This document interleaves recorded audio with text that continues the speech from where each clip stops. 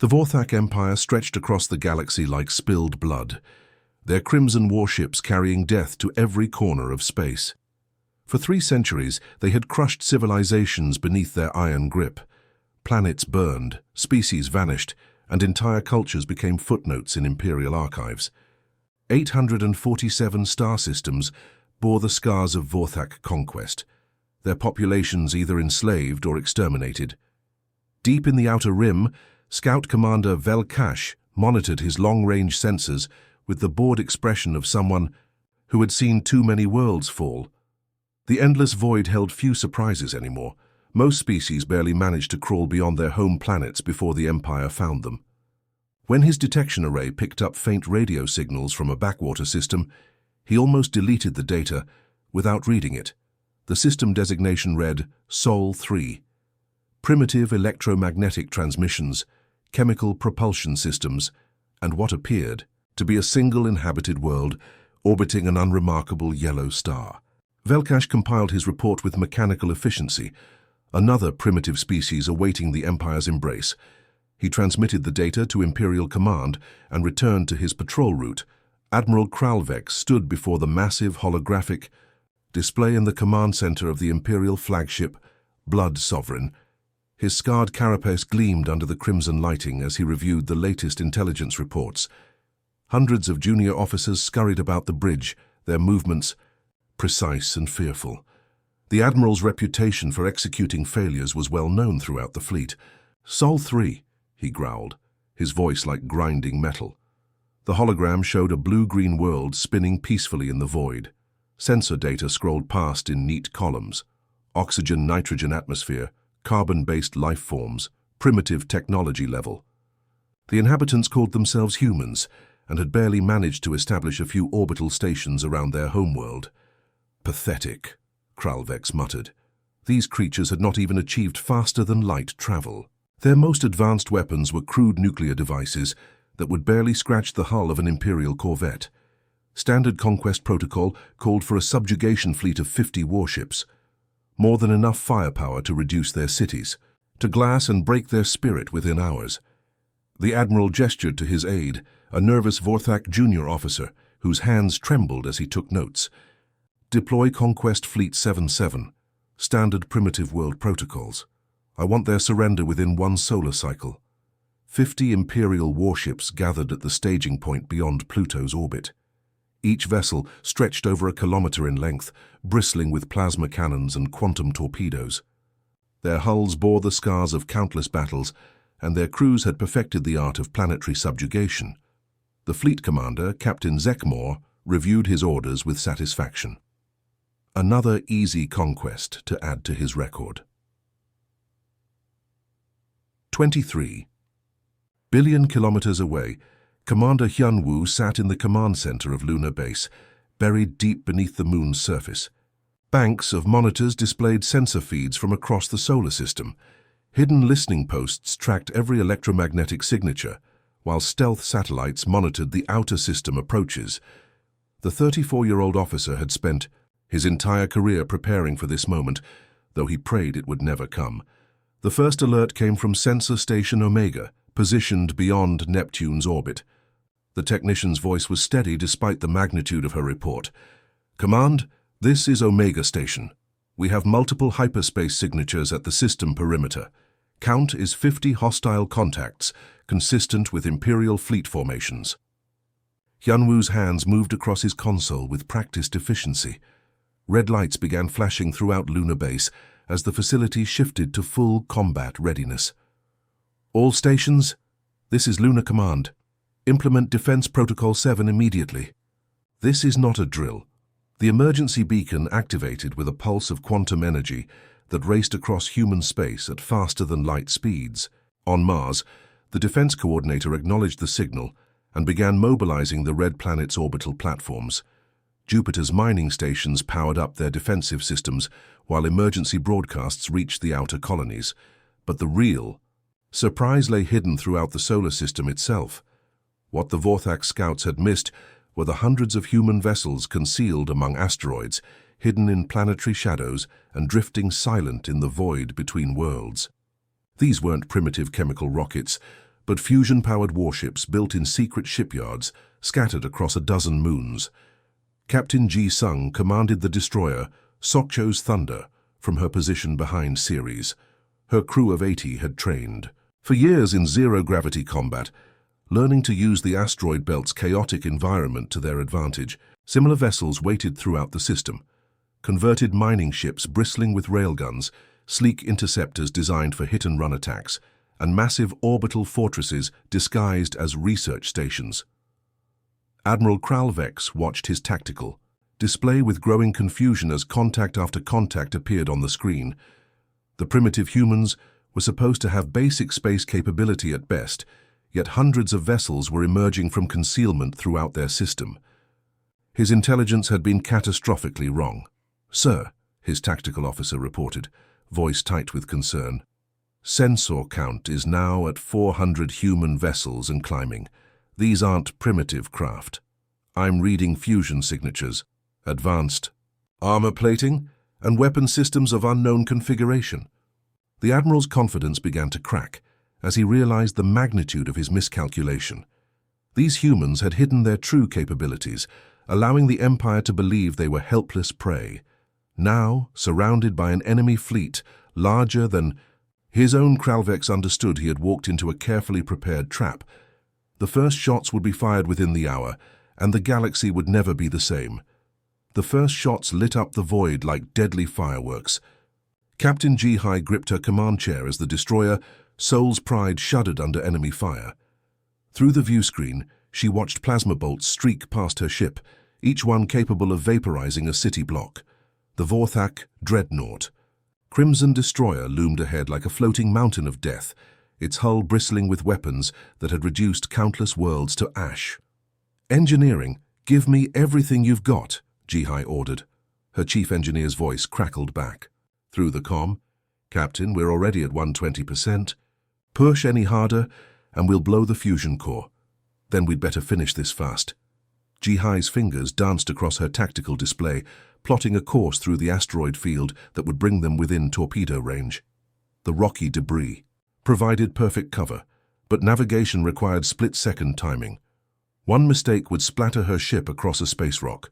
The Soul's Pride twisted between massive asteroids, using the gravitational fields to slingshot toward the enemy dreadnought. Vorthak fighters swarmed after them like angry wasps, their crimson hulls flashing as they fired burst after burst of plasma. Lieutenant Min Ho at the weapons console returned fire with the ship's point defense systems, filling space with streams of hypervelocity projectiles. "Got one!" Min Ho shouted as an enemy fighter exploded in a brilliant flash. "These alien pilots aren't used to fighting in asteroid fields. They keep hitting the rocks when they try to follow us."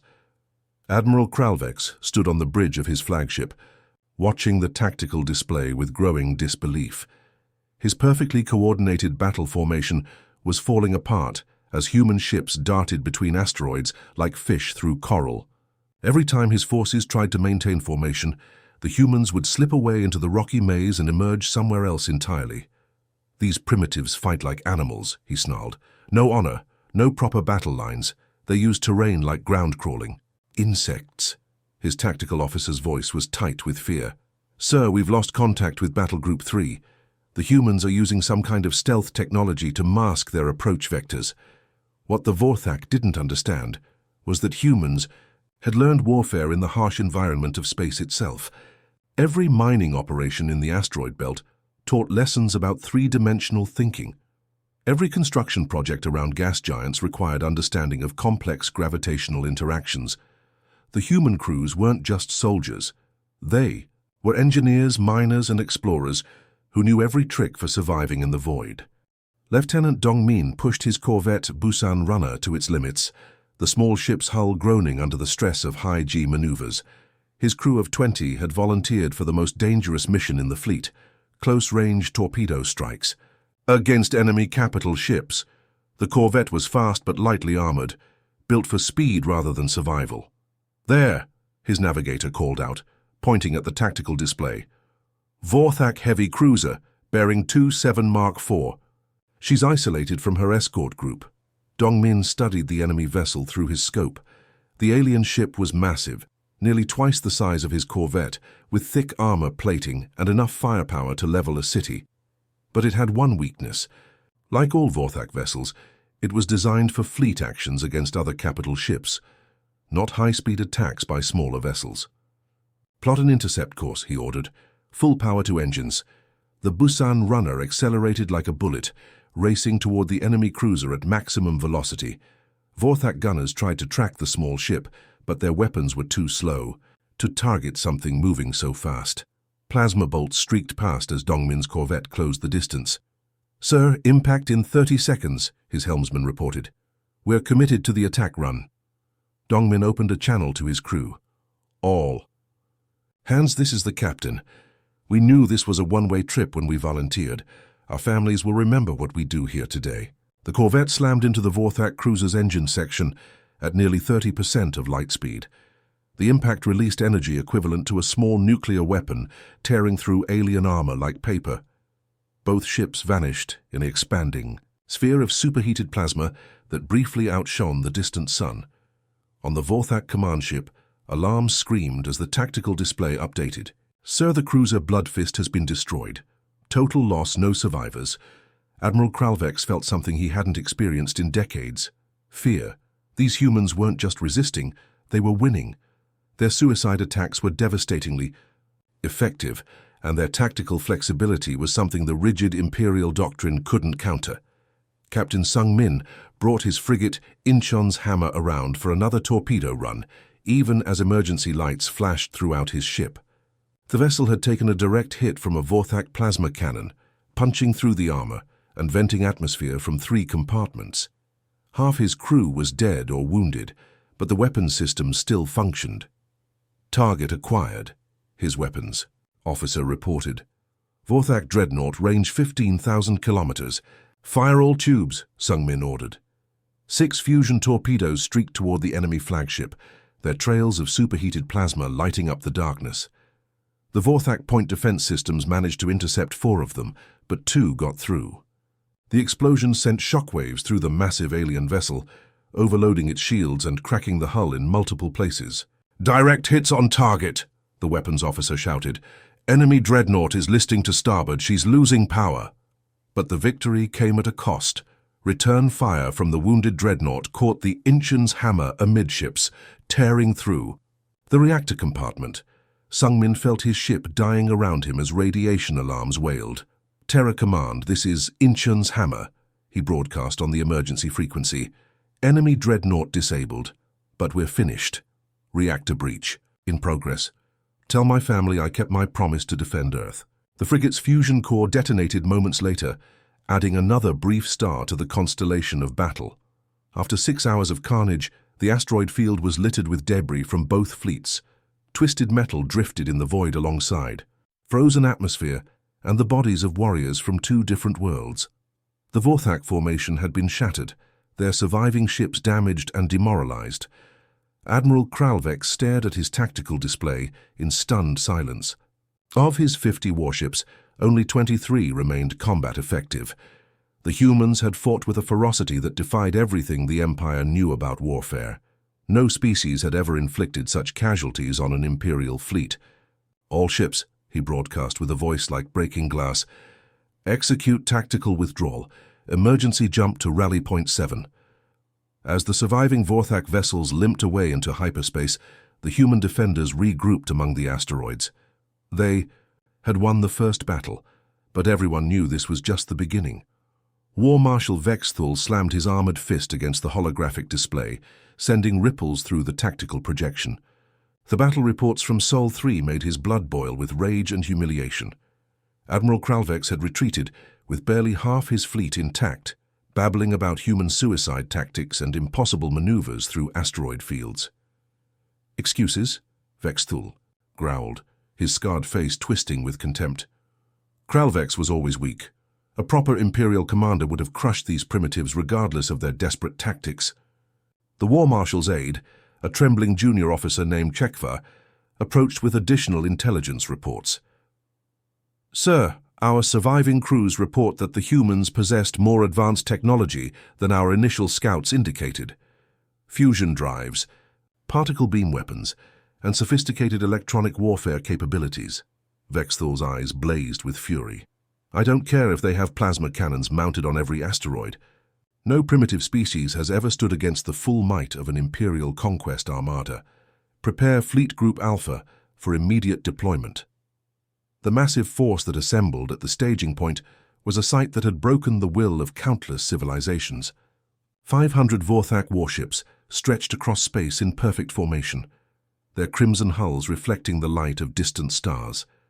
Dreadnoughts the size of cities floated alongside cruiser squadrons and destroyer flotillas. Each vessel carried enough firepower to sterilize a planet's surface.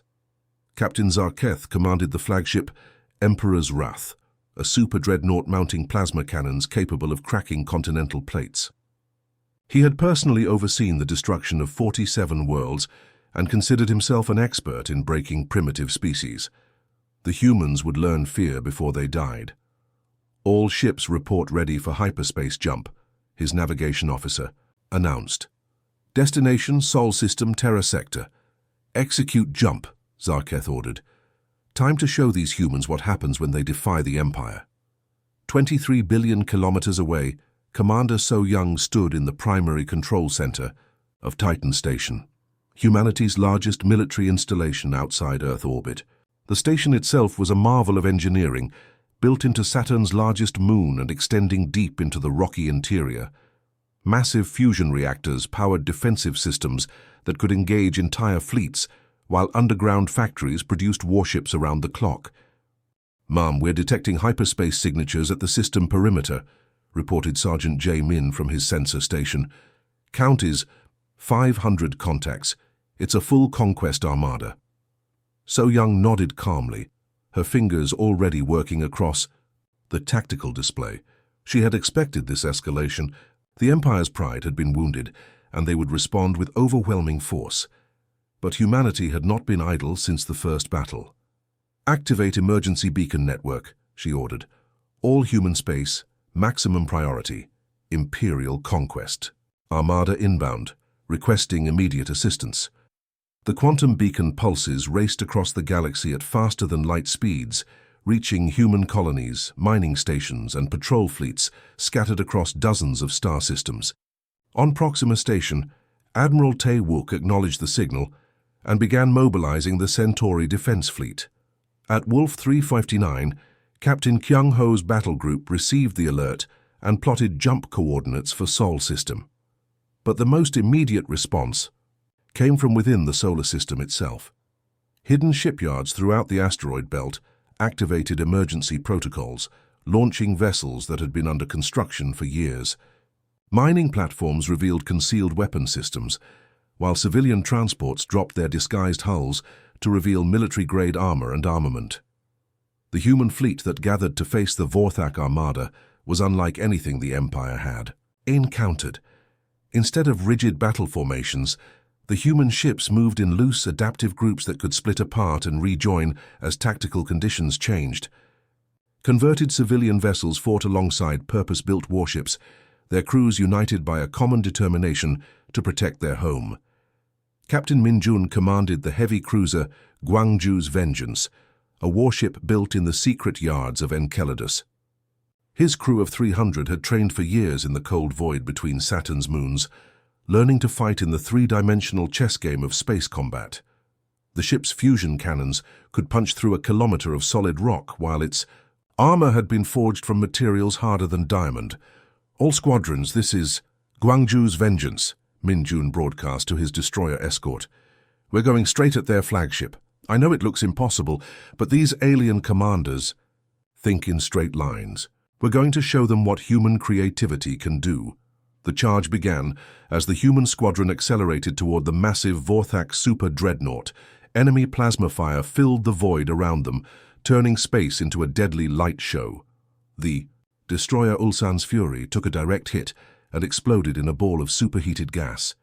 But the remaining ships pressed their attack.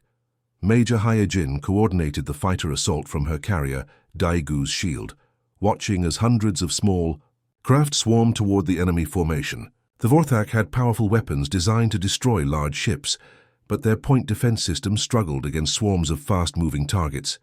Phoenix Squadron, "Concentrate on those cruiser formations," she ordered. "Dragon Squadron, I want you to hit their command ship sensor arrays. Make them fight blind." Human fighters darted between the massive alien vessels, like wasps attacking elephants. Their pilots had grown up in the low gravity of asteroid mining stations, developing an intuitive understanding of three-dimensional movement that gave them advantages the Empire couldn't counter. The battle raged for hours as the two fleets tore at each other with weapons that could shatter planets. Vorthak dreadnoughts traded fire with human battle cruisers, while smaller vessels engaged in deadly dogfights throughout the combat zone. The vacuum of space filled with debris, frozen atmosphere, and the brief flashes of dying ships. War Marshal Vexthal watched the tactical display with growing confusion and alarm.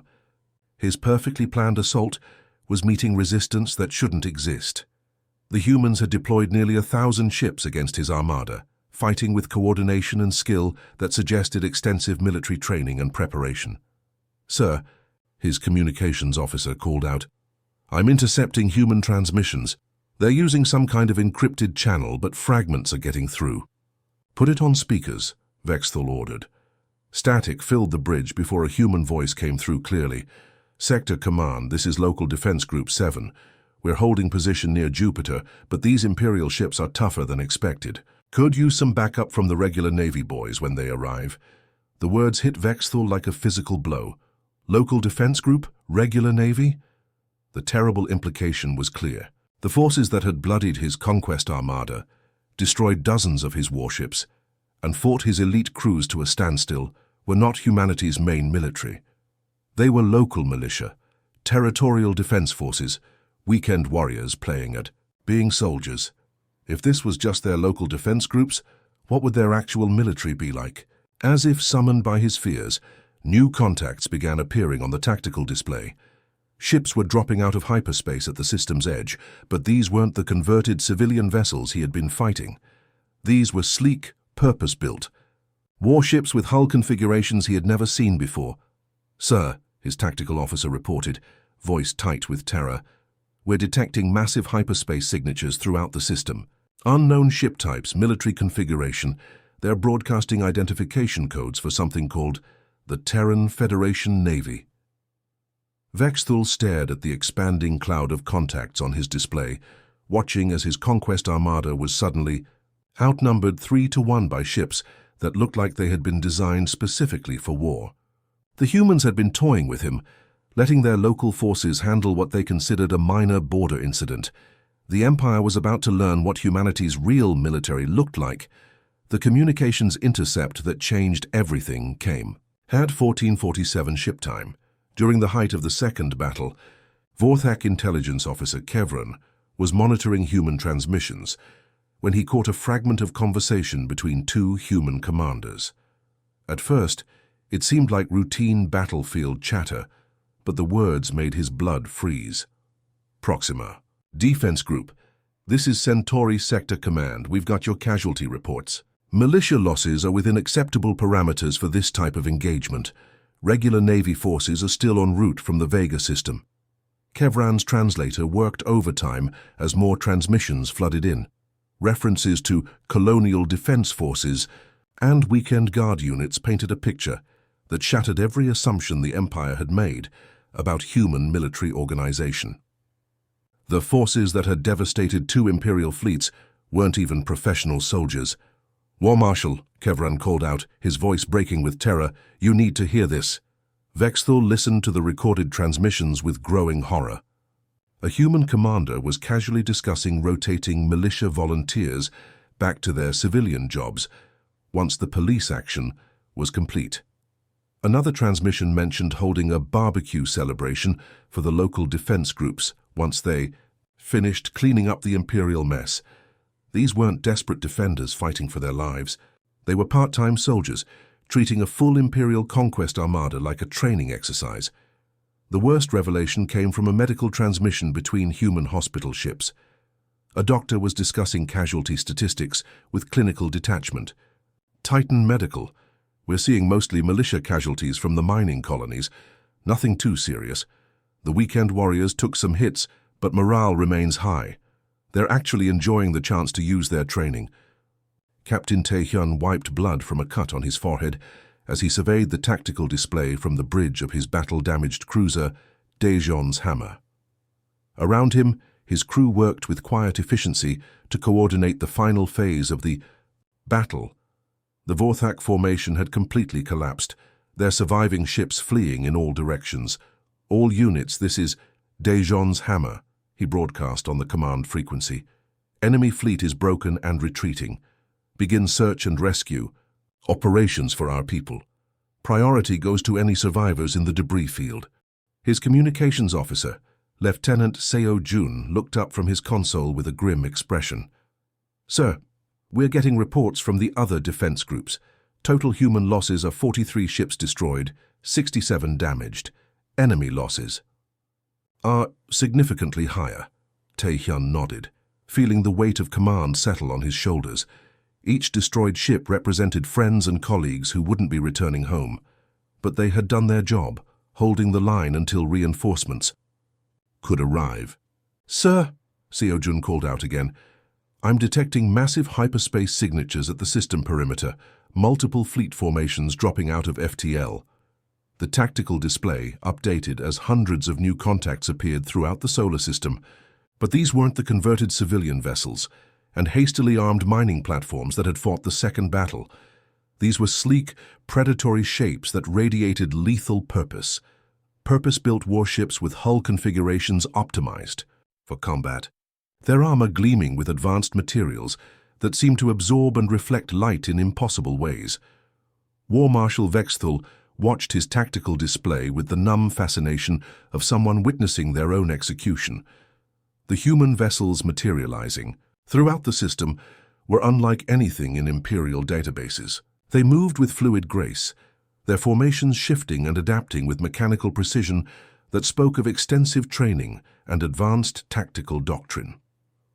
"Sir," his tactical officer whispered, "sensor analysis indicates these new human vessels mount weapon systems significantly more advanced than anything we've encountered. Their armor appears to incorporate materials we can't identify, and their power signatures suggest fusion reactors operating at efficiency levels our engineers consider impossible." The largest of the new arrivals was a massive dreadnought that dwarfed even the Imperial super battleships. Its hull stretched nearly 3 kilometers from bow to stern, bristling with weapon emplacements that could reduce planets to molten slag. As Vexthul watched in hypnotized terror, similar vessels took positions throughout the system with casual efficiency. Admiral Jae-won's voice cut through the communications chatter with the crisp authority of a career military officer. Her words carried across all frequencies, reaching every ship in the system with crystal clarity. "This is Admiral Jae-won of the Terran Federation Navy 3rd Fleet. We received reports of hostile contact in the Sol system. All Federation forces, report. Your status immediately." The response came from multiple human commanders simultaneously, their voices overlapping in a chorus of professionalism that made Vexthul's worst fears real. "Admiral, this is Captain Tae-hyun, Titan Defense Group. We've successfully repelled 2 Imperial incursions with minimal losses. Local militia performed admirably, though they took unnecessary risks. Regular doctrine would have been more efficient." J1, this is Commander So Young at Titan Station. Colonial Defense Forces have the situation well in hand. Enemy casualties are approximately 70% of their total force strength. We're conducting search and rescue operations for survivors. J1's response was delivered with the matter-of-fact tone of someone discussing routine fleet exercises. Understood. 3rd Fleet will establish patrol protocols and prepare defensive positions in case the Empire sends additional forces. Excellent work, people. The Colonial Defense Forces have exceeded all expectations. The casual efficiency of the exchange revealed the terrifying truth that Vexthul had been trying to deny. The human forces that had shattered his conquest armada were considered auxiliary troops by their own military, weekend soldiers, part-time defenders. The sleek warships now surrounding his battered fleet represented humanity's actual military capability. Through his ship's sensors, Vexthul could see the human fleet organizing itself with mechanical precision. Destroyers formed screening formations, while cruisers established patrol routes. The massive dreadnoughts took positions that would allow them to engage any hostile force entering the system. It was a textbook deployment, executed with the casual competence of a military machine that had been fighting wars for centuries. "War Marshal," his aide whispered. "What are your orders?" Vexthul stared at the tactical display showing over 2,000 human warships surrounding his pitiful remnant of survivors. The beings his empire had dismissed as primitives commanded fleets that made the legendary armadas of conquest look like patrol boats. The humans weren't just another species to be conquered. They were a military power that could challenge the empire itself. "Retreat," he whispered, the word barely audible on the bridge. Then, louder, his voice carrying across all command frequencies, "All ships, immediate tactical withdrawal. Emergency jump to Rally Point Alpha." The surviving Vorthak vessels began their desperate flight, their hulls scarred and their crews broken, as they vanished into hyperspace, carrying word of humanity's true power back to the Empire. Admiral J1's fleet settled into defensive positions with the patient professionalism of an organization that had been preparing for this moment for generations. The Vorthak Empire was about to learn that they were no longer the apex predators of the galaxy. Admiral J1 stood in the command center of the Federation dreadnought Soul's Vengeance, her weathered hands clasped behind, her back as she studied the tactical hologram floating before her. The display showed the aftermath of 2 separate battles, debris fields marking the graves of hundreds of Vorthak warships. For most species, such devastation would represent a catastrophic defeat that would take decades to recover from. For the Terran Federation, it was Tuesday. "Status report," she said, her voice carrying the calm authority of someone who had commanded fleets in battles across a dozen star systems. Commander Sujin approached with a data tablet, her expression professionally neutral despite the magnitude of what they had witnessed. "Admiral, final casualty reports are in from all colonial defense groups. We lost 43 vessels destroyed, 67 damaged. Personnel casualties are surprisingly light thanks to improved escape pod protocols." J1 nodded, scanning the detailed breakdown. Most of the losses had come from volunteer militia units whose enthusiasm had outweighed their tactical discipline. The weekend warriors from the mining colonies had performed admirably, but their tendency to charge Imperial dreadnoughts head-on had cost them dearly. "The colonial defense forces exceeded all projections," Sujin continued. "Intelligence estimates suggested they might hold out for 6 hours against a standard Imperial fleet.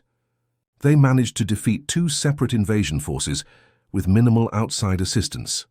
"Minimal losses for an engagement of this scale," J1 mused, "though I suspect our militia commanders will need additional training in fleet coordination. Enthusiasm can't replace proper tactical doctrine."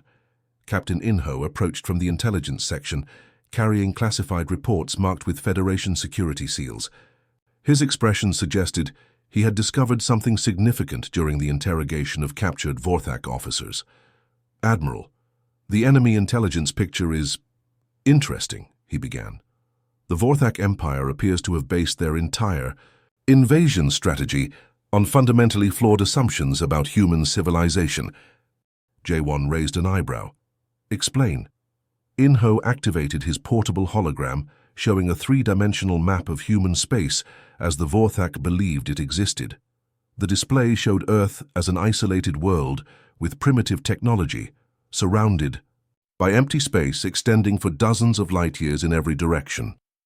Their deep space reconnaissance was limited to passive sensor sweeps from extreme range, Inho explained. They detected radio transmissions from Earth and assumed it was a single-world civilization with basic spaceflight capability. They had no idea we've colonized over 400 star systems across this entire galactic arm. The Admiral allowed herself a slight smile. The Vorthak Empire, which had terrorized the galaxy for centuries, had stumbled into humanity's backyard. Completely blind, they had mistaken Earth's colonial defense forces for the entire human military, like confusing a neighborhood watch patrol for a national army. "Their prisoners keep asking about our secret weapons and hidden technologies," Inho continued. "They can't understand how a primitive species could defeat their conquest fleets. The concept that we might actually be more advanced than they are seems impossible for them to accept." Through the command center's massive view screen, J1 could see the Third Fleet establishing defensive positions throughout the solar system. 2,000 Federation warships moved with choreographed precision, their formations shifting and adapting as patrol routes were established. Destroyer squadrons took positions near the major shipping lanes, while cruiser groups set up interdiction zones around potential jump points. The sight would have been impressive to most species, but J1 knew it represented only a tiny fraction of Federation military capability. The Third Fleet was a single battle group among hundreds scattered across human space. If the Vorthak Empire wanted a real war, they would discover what 4 centuries of military evolution had produced. Lieutenant. Kyung-soo approached from the communications station, his expression urgent. Admiral, we're receiving priority transmissions from Federation Command. Fleet Admiral Park wants a full strategic assessment of Imperial military doctrine based on observed combat performance. J1 nodded. Tell the Admiral that Imperial tactical doctrine appears rigid and predictable. Their commanders rely heavily on overwhelming firepower and seem unprepared for adaptive enemy responses. Detailed analysis will follow in the formal after-action report. The truth was that the Vorthak had fought exactly like the Federation's tactical computers had predicted. Their battle formations were textbook examples of outdated thinking, designed for intimidating primitive species rather than engaging peer opponents.